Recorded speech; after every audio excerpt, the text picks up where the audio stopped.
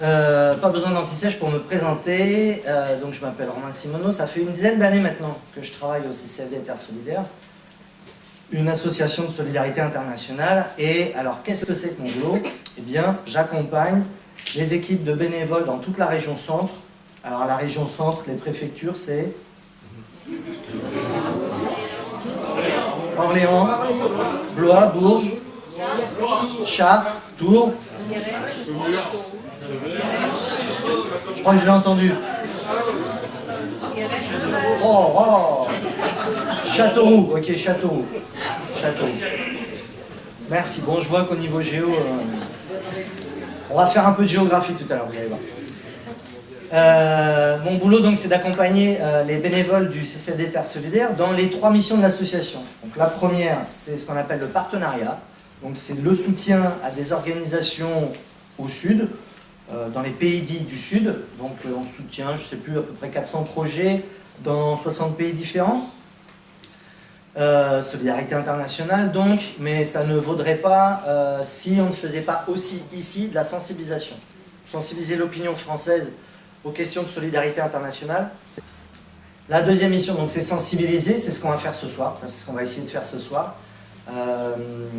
Sensibiliser aux causes de la faim, aux inégalités dans le monde et à l'interdépendance entre nos problèmes et leurs problèmes, parce que nous ne sommes qu'un.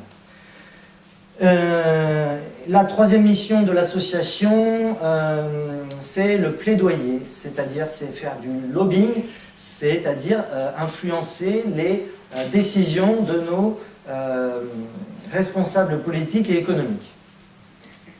Vous savez qu'on a un peu de travail à ce niveau-là. Donc on ne peut que vous sensibiliser sur le fait qu'il faut travailler en groupe. On en reparlera dans la conférence. Avant le CCFD, j'ai eu une autre vie.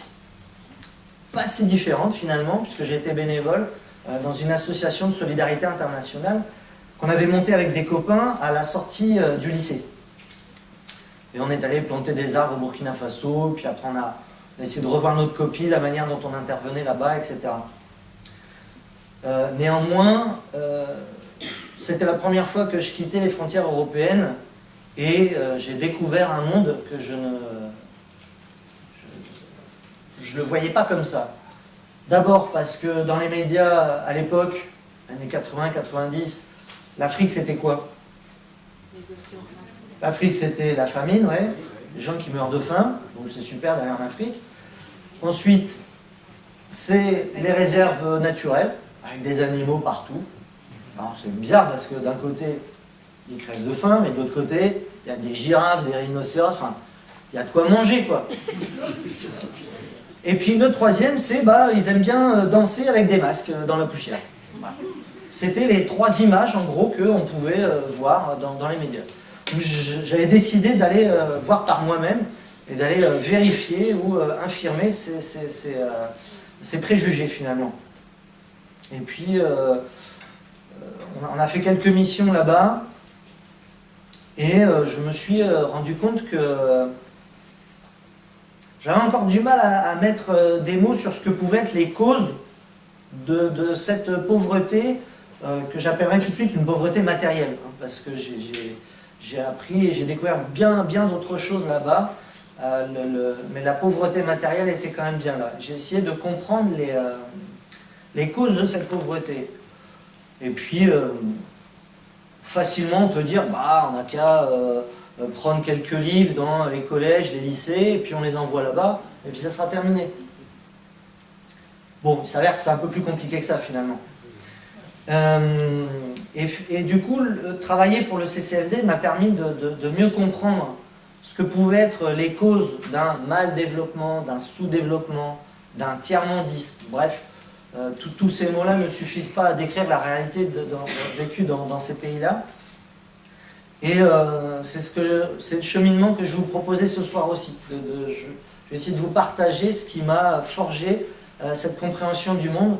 Et vous le doutez bien, ça passe par les paradis fiscaux et les bananes. Je découvre aussi autre chose hein, quand je travaille pour le CCFD, c'est qu'un an après, qu'est-ce qui m'arrive? Je suis embauché, je suis salarié pour la première fois de ma vie, et au bout d'un an, je reçois une feuille, une déclaration d'impôt sur le revenu. Et là, je me sens une étape de plus, alors oui, dépouillé déjà, mais une étape de plus dans l'affirmation du monde adulte. Je rentre véritablement dans le monde adulte. À l'époque, je pensais qu'il suffisait de s'acheter une machine à laver, puis hop, on coupait le cordon ombilical avec la famille. Mais, force est de constater, il se passait autre chose aussi, parce que je comprenais mieux à ce moment-là quels étaient les enjeux qui se jouaient dans les repas de famille. Vous savez, les discussions. Ah ouais, mais toi, t'es qu'un fonctionnaire. Ah ouais, mais toi, tu bosses dans le privé. Ouais, mais toi, tu connais pas ce que c'est l'impôt, le travail, etc., etc. Là, je comprenais ces débats. Je me sentais grandir, vieillir. Et du coup, en faisant cette feuille d'impôt, je vois le montant, je fais pas mal. Et je me dis, mais bon, j'ai payé la première fois. Alors du coup, quand on paye la première fois, on est obligé de payer toutes les autres fois. Hein. Ne commencez jamais à payer. Hein. On le sait déjà pour les contraventions, etc. Mais pour l'impôt, voilà. Et du coup, je me suis dit, mais j'espère que tout le monde paye sa part, quand même. Parce que moi, je paye la mienne. J'ai pu profiter quand j'étais jeune des APL, etc. J'ai pu profiter de ce que nous apportent les impôts. D'ailleurs, à quoi ça sert les impôts? Qu'est-ce que ça finance? Les aides sociales. Ouais, les aides sociales. Le fonctionnement de l'État. Le fonctionnement de l'État. Alors, l'État, c'est... Ouais, c'est nous. Alors, c'est les routes, les écoles, les hôpitaux, l'armée, la police, la justice, les pompiers, les conseils généraux, conseils généraux, régionaux, les infrastructures aussi, et les pompiers. Je répète les pompiers parce que vous vous rappelez que hier, les pompiers, ils étaient en grève. Un service public qui est en grève, il faut vous le dire, c'est à cause des paradis fiscaux. Eh oui. Mon train pour venir à Pornic, parce que hier j'étais à Pornic, mon train a 25 minutes de retard, il a du retard, et les gens qui me demandent mais pourquoi il est en retard, je dis c'est à cause des paradis fiscaux. Bon alors, voilà, ils m'ont pas vraiment compris en fait, hein, quand j'ai donné cette excuse-là. Mais je vous l'assure, hein, maintenant c'est clair, dès qu'il y a un problème, je dis quoi? C'est à cause des paradis fiscaux, bien sûr. Donc ce soir aussi, ce que je vous propose, c'est un entraînement mental à penser comme ça en fait. Dès que vous avez un problème, c'est les paradis fiscaux. Ok? Et pour bien vous montrer l'injustice de ceux qui payent par rapport à ceux qui ne payent pas, imaginez, vous rentrez dans un café, dans un bar. Vous commandez un café. Vous vous posez, vous faites votre vie dans le café, vous sirotez, vous discutez, etc. L'affaire se passe. Et puis, il faut que j'y aille. Vous allez au comptoir, vous demandez au barman c'est combien, et il vous tend la petite facturette. Et là, pour votre café, vous voyez que sur la facturette, il y a marqué 21,60 €. 21,60 € le café? Ben, c'est pas possible, monsieur, j'ai bu qu'un café. Et là, imaginez le barman qui vous répond oui, mais il y a des clients tout à l'heure qui ne m'ont pas payé. Et du coup, vous allez payer.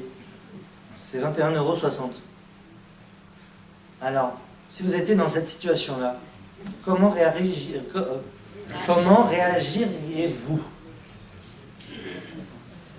Oh, bah dis donc, je vais vous arnaquer, moi je vais monter un café dès demain. Ah, je pensais que ça solliciterait un peu plus de... Vous ne trouvez pas que c'est scandaleux? Quand même, c'est injuste. Bah, avec les paradis fiscaux, c'est pareil, messieurs, dames, finalement. Parce que l'État, il doit quand même boucler son budget à la fin de chaque année. Et si c'est pas Pierre qui lui donne l'argent, on ira le chercher chez Paul. Et Paul, c'est qui? C'est nous, hein, à moins qu'il y ait des milliardaires dans la salle. ou des gens extrêmement pauvres, parce qu'on taxe très peu les pauvres. Mais, grâce à cet impôt magnifique qui est la TVA, dès qu'on achète quelque chose, on participe à l'impôt.